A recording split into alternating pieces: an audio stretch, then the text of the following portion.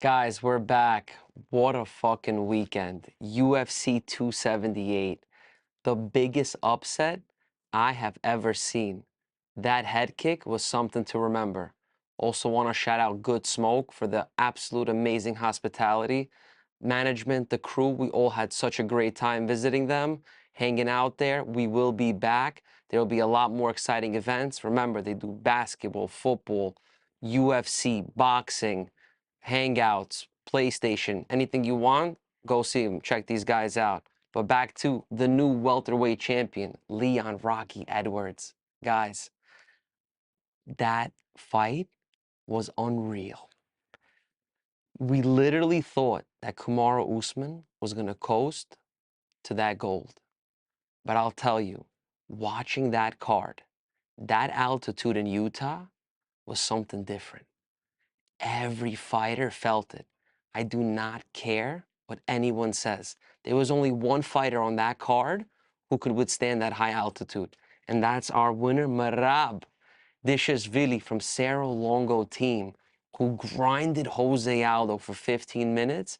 And thank you, Jose Aldo. I know he retired. He told that to Merab at the end of the fight when they were hugging it out. Huge fucking respect. Two legends. Merab sent a legend to retirement because obviously it'll be very hard for him to get another shot at a title. He obviously cannot go back to featherweight, and this was kind of his last little run at bantamweight. Jose Aldo, thank you so fucking much. What a lovely career. I enjoyed watching you as a kid. Thank you for all these memorable nights. And Merab, thank you for sending Jose into retirement and into the Hall of Fame. That was absolutely spectacular. I cannot wait who they match you up against. Maybe the winner of Peter Yan, Sean O'Malley in October. You look like you took almost no damage. You rest up. I cannot wait to see you back in the ring. Another absolute memorable night, and it was a little fucking disgusting. We had Luke Rockhold, who was like, he was going through like an emotional trip during that fight. Like it was just like something that was going on in his mind. Like he knew it was the end. Like he knew that like this was it. Like this will never happen again. He'll never be in this octagon fighting on another pay-per-view. Like I kind of like it was just crazy. He was like snotting on Costa, just trying to crack him, trying to knock him out at all costs. Like I'll give it to him. That was something. These two really put on a show. And the Juice Head did good. I'll give it to him. He was grinding. I really didn't think he was going to last in that altitude. And he fared well. You could saw it was killing Luke.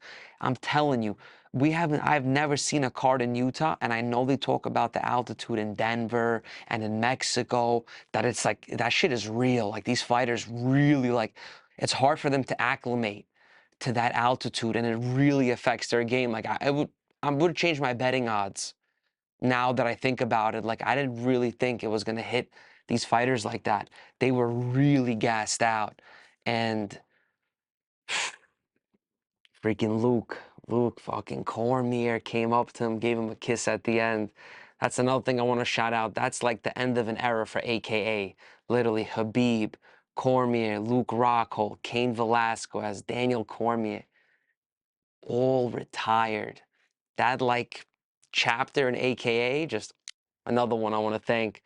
Enjoyed watching these guys, Coach Javier, San Jose. I mean, they still got Islam, so it's still good, but that's been something. Those OGs, they retired. It was incredible to see. The next thing I want to talk about was a huge fucking upset. I am so sorry. I can't believe that Marcin Tybura took Alexander Romanov. Romanov, the minus 460 favorite. Literally, Vegas rigged it. At least how I feel. Like, I rewatched the fight. I really felt that Romanov edged Tybura. I felt like he didn't. Even Tybura was a little bit shocked to see that he won that fight, which was fucking, it's crazy. But I do believe the Moldovan King Kong is going to come back. This is just a tiny little speed bump in the road. And I respect Tabora. Listen, he came out, he did his thing. he got the edge, and that's how the fight gig goes sometimes. And I'm proud of him. He did well. He stood up for his people in Poland. And he gets to move on, and he's going to get to fight bigger and better competition. Want to also shout out to Tyson Pedro for a real quick finish. It was a nice little opener, little sampler for UFC 278. Did quick work of Harry Hunsucker. You know, it came out, him, his pops. He looked phenomenal shape. For some reason, I thought he might have had he was going to get upset, but he came out, cleaned up, easy work. And Harry Hunsucker, just proud of you. You made weight, and you did your thing. The next thing I want to go over, Dana White just came out with his top 5 pound for pound. He made his own list. So let's go over his list. Of course, he picked John Jones. I don't disagree. I think that's a phenomenal pick. For number 2, he chose the Spider, Anderson Silva, who was a legend. Number 3, he took his little fanboy. He gave it to Conor McGregor. Obviously, he's obsessed with him, the 2 Irish buddies. But we'll get back to Conor McGregor. The reason he put Conor on this list is because of what he did for the UFC. The only thing I could agree is he's the pound for pound best UFC promoter, fighter, brand ambassador. He's the most notorious dude. Who do you think would give you the hardest fight out of anybody on stage? Right here. This guy TKOs people. When I knock people out, they don't move. They're not. Who the is that guy? Who the is that? This chance to apologize to absolutely nobody. The double champ does what the he wants. On this fucking pound for pound list for Dana White because of what he really did for the sport. Like, I don't care what you say about him. Like, everybody wants to be McGregor. Everybody wants to have the Lamborghini yacht. Everybody wants that. It's the persona behind them, and he had a chance to fight Mayweather, and I can understand why you have to put him on your pound for pound list. It's like, it's not about winning and losing. It's just what he did for UFC. You don't have to know UFC. You don't have to know mixed martial arts. You know who Conor McGregor is. Like, he's just that dude. He's that notorious motherfucker. Like, you can't fuck with him. So, The McGregor, like, you gave him the third. I'd like I'll to give it to you. For number 4, we have George St. Pierre, which I have to agree. He's fucking absolutely phenomenal. Still in top shape. Absolute class when it comes to the sport. Just always humble, never cuts corners, prepares, just the absolute best work ethic possibly ever to embrace the octagon is just George St. Pierre. The discipline, like, he's just like the poster boy of what it takes to be a mixed martial artist. And for the final one, he gave to Kamaru Usman. And that's solid. And I respect that. Even though that head kick that you guys just seen on Saturday, which took him out, I promise you, it was, first of all, it was crazy timing, but that altitude, and I'm telling you, everyone was a little gassed. And this was a 5-round fight, and to get knocked out in the 5th round, when you're really on your last lung, that was just a nail in the coffin, and Edwards pulled literally, it was the Hail Mary. It was like the Eli Manning, what he did to Tom Brady.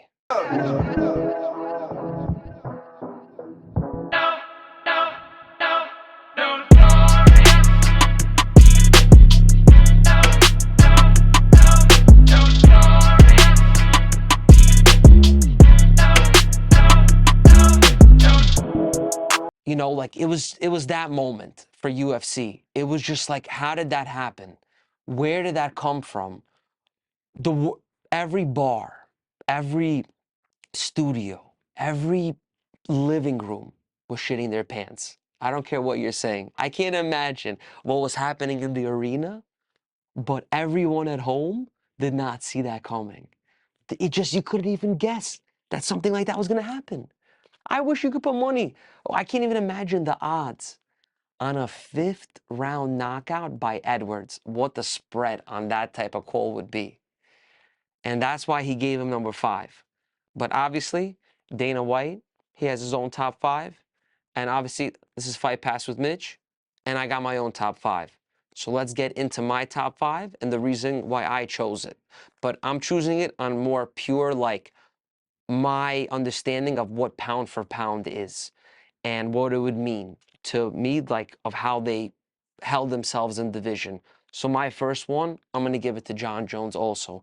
I think the guy has beat tons of world champions, defended his belt tons of times, has had a lot of bumps in the road, but now he's moving up to the heavyweight division and he's going to fight Stipe.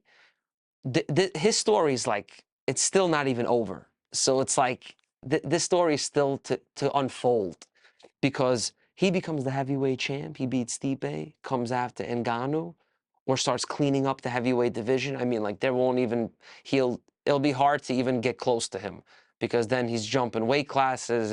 This is a whole, we're going to have to do a whole spread on John Jones if he beats Stipe and he comes out looking like a tank and knocks him out. Well, we'll do a whole spread on him. My number 2 is Khabib Nurmagomedov. And that's because not only was he undefeated in his career, he was the most dominant. He just didn't, he beat you every round. He had a style that, like, gyms across the world are training for now. You know, he revolutionized, like, it's called the Dagestani handcuff. It's kind of like, when you look it up, it's like they grab you from underneath and then they just control your whole body against the cage. And to have a move in the UFC, like, named after you, it's like, those who don't know it, kind of just like Google it, put it on YouTube. We'll probably put a little clip of it just to, like, show you, but it's insane. And you'll see, like, Islam and a lot of these, like, fighters, they're putting this into their, like, training method. And also Khabib has his own promotion, which is like super gangsta. He does the Eagle FC. So he has his own fighters he's building up. He's signing up, like, UFC vets. And it's just like the way his, like, family orientation, the way he's such another pure class. Like, this, that's it. Him is just pure class. There's not much to, like, put it. The way he carries himself, the way he builds his team, his energy. He's just humble. The most humble champion I've ever seen. Just it was never about money for Khabib. It's just, this is the definition of just, like, honor. This is honor. This is like, this guy, this doesn't party. He's not here for, like, bullshit. This guy is a serious dude, and I wish we got to see more of him, but I understand why he left when he left. He made that, like, that's it. His father passed and he didn't, that's it. He didn't want to continue, and he has enough cousins and brothers who will continue his name and his honor and his, from where they're from Dagestan, Russia. This is a new revolution. This is a new era. It's like, now it's like this is the new Brazil of the MMA world. These dudes, like, when you hear the guys coming from Dagestan, you don't have to know his name. This dude's a fucking monster. There's not much of this thing. When you see that beard with no mustache, just, you better fucking know how to wrestle. And that's all jokes aside. Beard, no mustache, you're in trouble. That's it. That's all you need to know. And if the ears are really cauliflower, just, if you hear Master and Sambo, just think about that fight. Really think if you want to get into a guy, beard, no mustache, Master and Sambo from Russia. That's it. Or Chechnya, or one of those mountain areas. It's like, it's really scary. I'm telling you, that whole area. And yo, Georgia's coming up in the MMA scene. Heavy. They are coming up huge. I'm going to give him a little highlight after. I'm going to run through a little bit quicker. My next one is GSP. He's number 3. Easy choice for me. My number 4, I got Alex Volkanovski. Dude's a stud. I don't care. He's ran through his division. He's ready to be backup just in case Islam or Oliveira pull out. Like, dude's an absolute gangster. Like, I don't care what you say. He's a stud. He's a killer. He fucking used to weigh 200 pounds. Fights at featherweight. His only loss was at welterweight. I don't see anybody, like, really touching him at 145. He kind of puts that division on notice. There's maybe one guy who can, but he needs some time. I'm going to mention him. I'm going to get into it. And this guy's from Georgia, and I cannot wait for his next fight. He's insane. So, and then my number 5 is Henry Cejudo. I know he's cringeworthy, but dude, he's a beast. Flyweight, bantamweight, he lays people out. Like, end of story. Hate him, love him, cringeworthy. Cejudo is my top 5. He got to be in there. Double champ. He's a tank. People go to him for wrestling. Like, you don't understand. He's a wrestling specialist. Even Dagestani guys respect Cejudo wrestling. Like, he's up there. He knows his shit. His grappling is insane. And he lays people out. He has crazy dynamite in his hands. But we got to shout out my Georgians. We got a guy. He's coming up heavy. You've heard of him. The Matador, Ilia Topuria. This dude, he's a different level. The boxing, the wrestling. He's one of the most complete featherweights, lightweights. I don't know where he wants to take his career, but I think he can jump back and forth. He's strong enough for both divisions. He's an animal. We have Merab, who you just seen, Dvalishvili. Dude, bantamweight monster. Talking about he can go to the flyweight. He'll never fight his boy Aljamain Sterling. Fucking tank. He was the only guy in Utah who I felt like he was fighting in his own backyard. Like, there was no altitude for him. This was like home. Like, the mountains was good for him. Everybody else was dying. The Brazilians, the Spanish, the Americans, all the guys who train out in Florida, they were dying out there. This altitude is no joke, that high air, but you can see his cardio. He was grinding 15 minutes. We have this other kid tonight who's fighting on the Contender Series. He's a tank named Gogo. God willingly, he comes big for his country. He's a welterweight. And I'm telling you, there's a lot of good Georgians, Guram, Dulji, and then there's another guy who just lost to Gamrot, but a lot of these guys are really strong, and you have to look out for them. Another thing I want to bring up, we're still doing that giveaway of the UFC Prison Box. We actually have a date for that giveaway, and that date is September 1st.